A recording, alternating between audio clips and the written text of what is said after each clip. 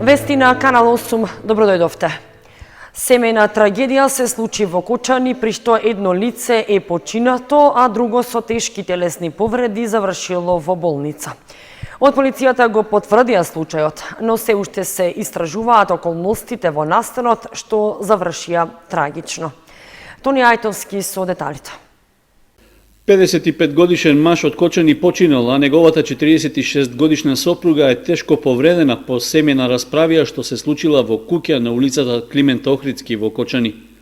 Од полицијата го потврдија случајот, при што информираа дека изутрината во 5 часот и 20 минути 30 годишниот ДС од Кочани пријавил дека во семејниот дом неговиот татко, 55 годишниот ВС, со остар предмет ја нападнал неговата 46 годишна мајка НС. Според информациите од полицијата, во нападот НС се здобила со повреди и веднаш била пренесена во болницата во Кочани, а оттаму на клиниките во Скопје. Полициски службеници излегле на местото на настанот, при што го пронашле безживотното тело на ВС со убодна рана во пределот на градите. Во текот на денот, увид направи јавен обвинител и екипот полициската станица во Кочани, пошто ќе се работи на расчистување на случајот. Во Основното училиште Свети Кирил и Методи се одржа третата сесија од форумот во заедницата, на која се разгледуваа предложените проекти, што треба да добијат финансиска подршка од амбасадата на Швајцарија. На наредната последна работна средба ќе се гласа за предлозите и ќе се утврди зашто ќе бидат наменети 50.000 швајцарски франци. На третата сесија од форумот во заедницата во Кочани се дискутираше за разработените предлог проекти кои произлегоа од предлозите на учесниците на форумот од претходните сесии. Од 4 проекти повлечен беше оној што се однесуваше на реконструкција на кровот на објектот на детската градинка Павлина Велјанова. Представник на предлагачот рече дека во предвидениот рок нема да може да се исполнат условите за изработка на технички проект за да се запази рокот за негова реализација.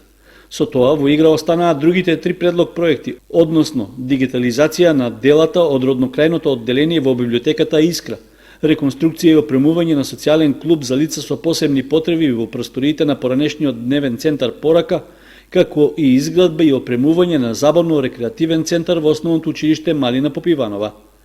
Тие ќе се најдат на листата за гласање за приоритет, пошто ќе бидат финансирани од проектниот фонд од 50.000 швајцарски франци, што ги обезбеди Швајцарската агенција за развој и соработка преку амбасадата на Швајцарија.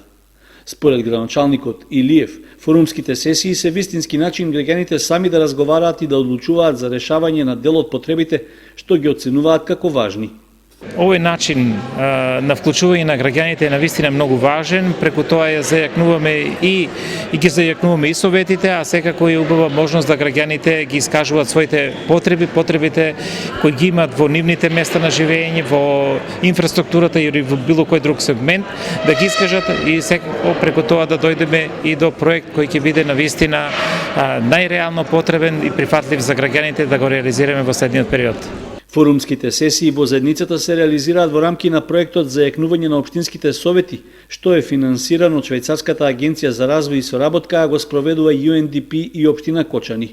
Четвртата и завршна сесија се очекува да се одржи во текот на октомври, на која ќе биде познато кој предлог проект ќе го добие грантот за да биде и практично реализиран.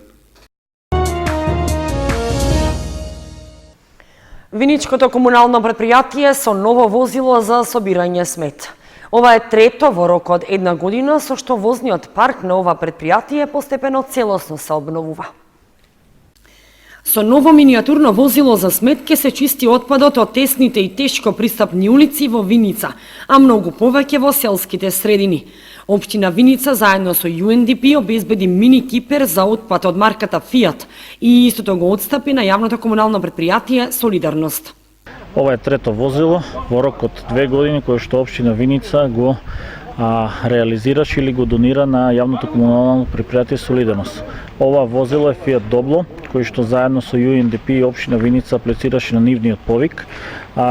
Вредноста на овој возило е 31.000 евра, од кои што 26.000 евра се од страна на UNDP, останатите 5.000 евра се од општинскиот буџет.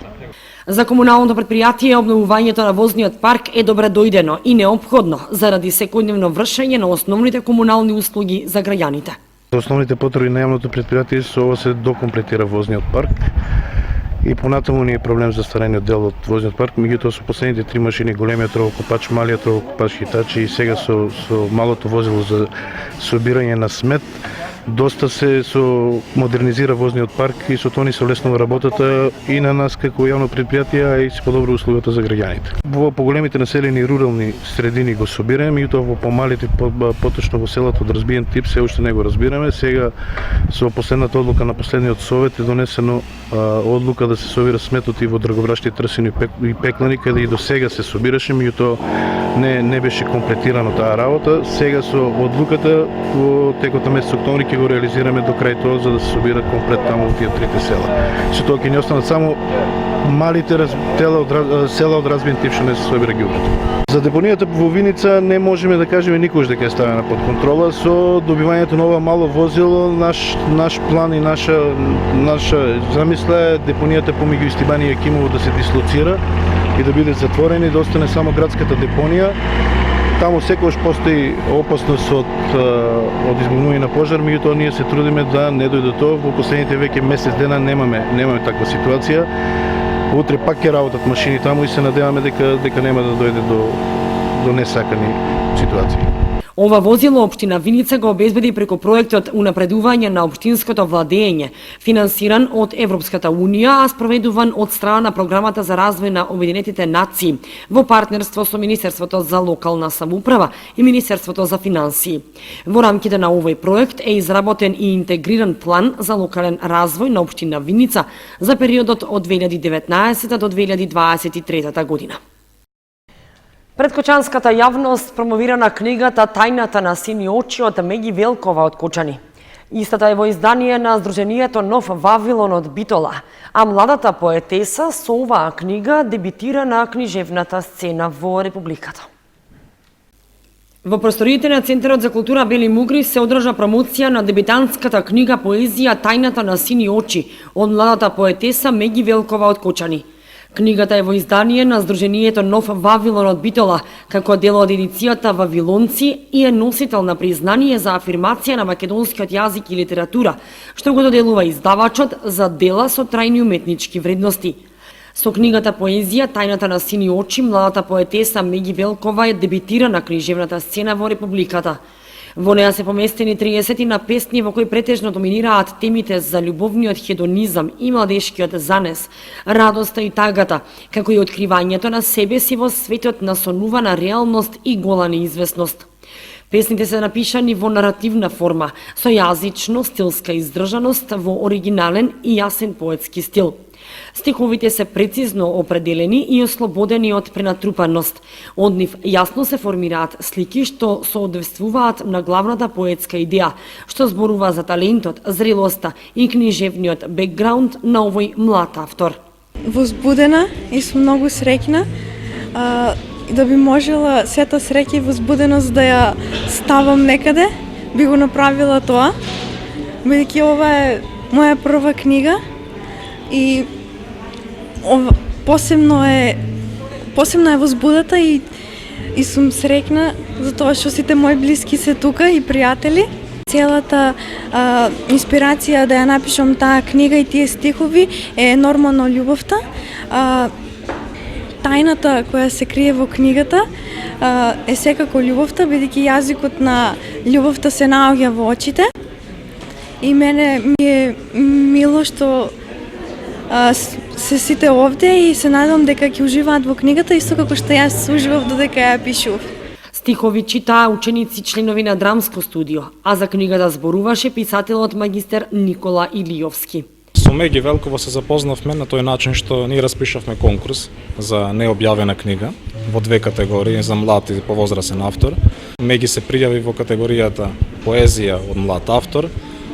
Уредништвото на Сдруженијето Нов Вавилон, кој што се јавува како издавач на оваа книга, оцени дека книгата располага со оригинален и автентичен поетски стил, со добра јазичко-стилска поставеност, при што го прави делото да се одликува со трајни уметнички вредности, кои што секако одговараат и на возраста на самиот автор, на незините интелектуални и когнитивни капацитети, при што најдовме дека постои се работи за доста талентиран автор кој би можел да напредува во иднина ако секако работи на себе.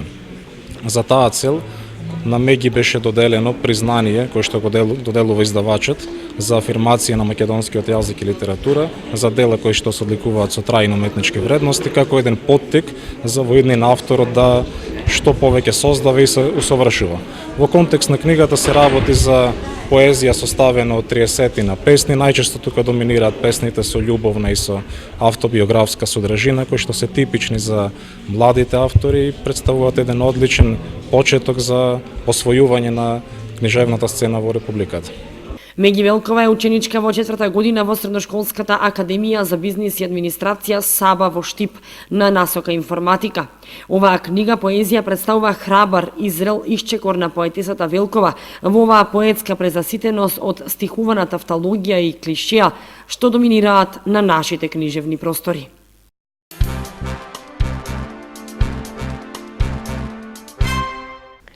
Годишно собрание на манастирот Добра вода во Оризари организираше црковниот одбор по свечената литургија што се одржа во неделата наутро.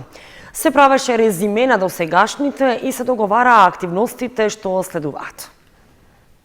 Секоја година истите проблеми. Приоритет е да се направи патот до манастирот Добра вода во Оризари, како и конаците. Завршена е изградбата на кујната. Беше речено на годишното собрание на манастирскиот комплекс, кој во неделата наутро го организираше црковниот одбор. Сите кои учествуваат во изградбата и на некој начин помагаат во манастирот, се собраа заеднички да ги договорат активностите кои ќе следуваат за обнова на манастирот, како и да се направи резиме на досегашните активности за негова доизградба. Се надеваат дека за литургијата за следната година ќе имаат асфалтиран пат. Рече домакинот на манастирот, кој беше изненаден што годинава имаше голем број верници на годишното собрание, вклучувајќи и представници од општина Кочани и градоначалникот Николчо Илиев.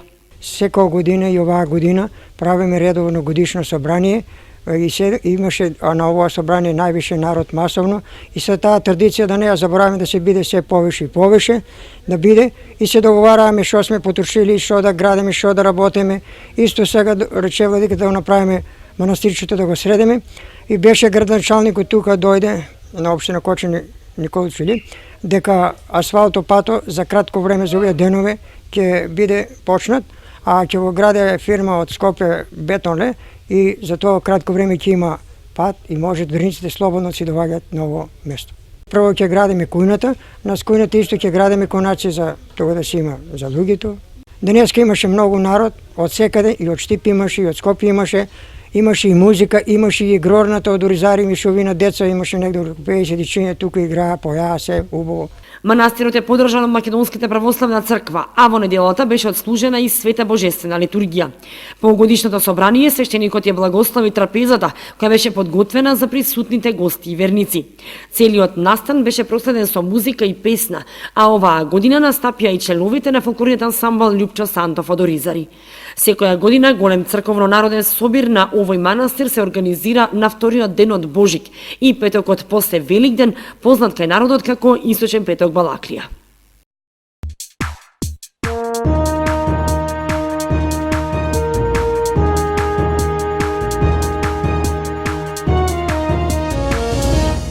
Следуваат информациите од спортот. 12 места на државно првенство и 5 на балканско освоија џудистите на џудо клубот Гладијатор од Кочани. Од освоените медали, 2 се златни. Дека упорноста и трудот се исплатуваат секогаш, уште еднаш докажаа џудистите на џудо клубот Гладијатор од Кочани со настапот на 2 првенства за време на викендот.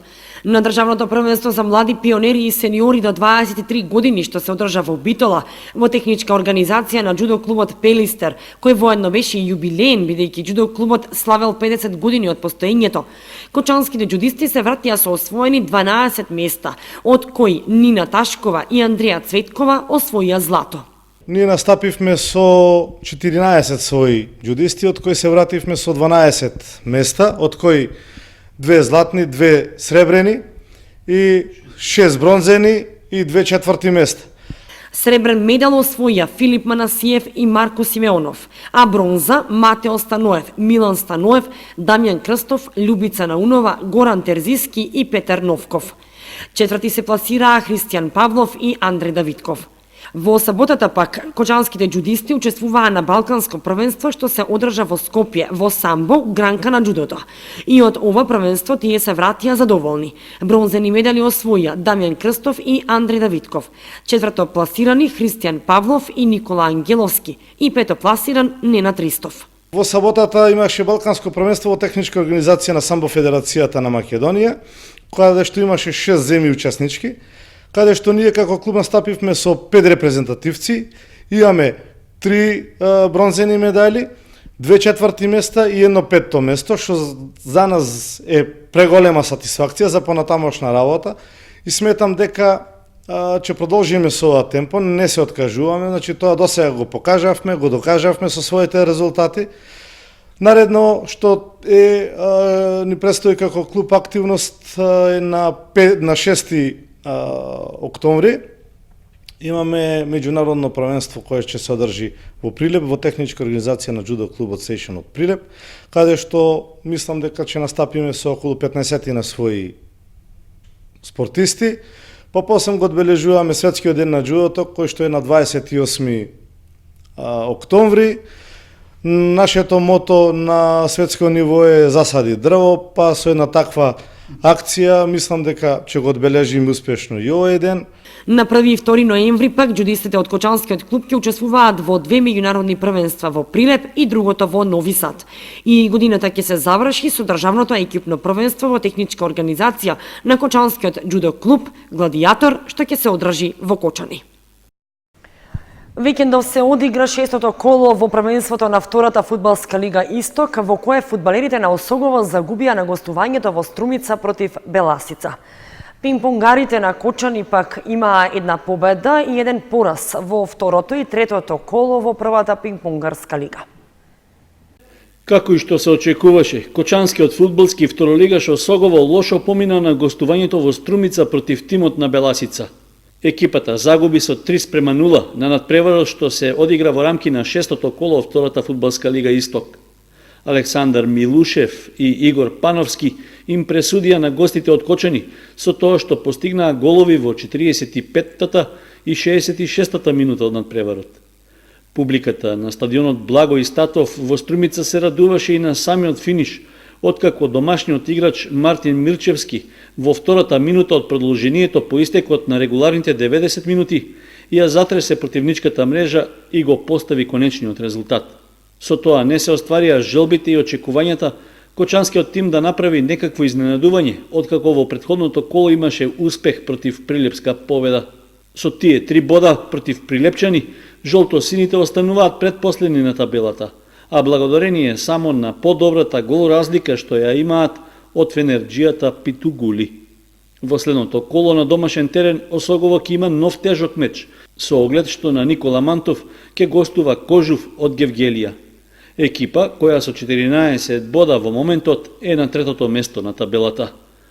Во првенството на првата пинг-понгарска лига викендов во салата на основното училиште Тошо Арсов во Штип се одиграа второто и третото коло, во кој екипата на Кочани имаше една победа и еден пораз. Нашите пинг-понгари загубија со 4:1 во второто коло од тимот на Телекомнец 2, кој важи за фаворит за освојување на првото место оваа сезона. Во третото коло, Кочани забележа победа со идентичен резултат против тимот на Борец од Велес. Со 4 освоени бода досега, нашата екипа е на 6-то место пред скопските Пошта 2 и Дебар Маало. Четвртото и петтото коло во првата пинг-понгарска лига ќе се играат на 20 октомври во Прилеп.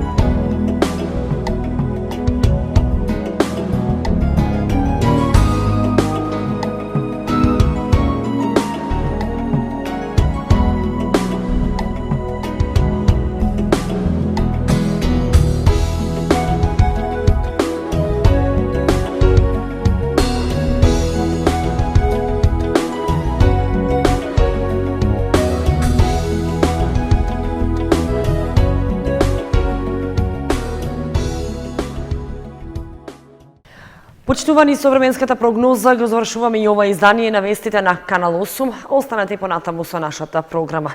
Довидување.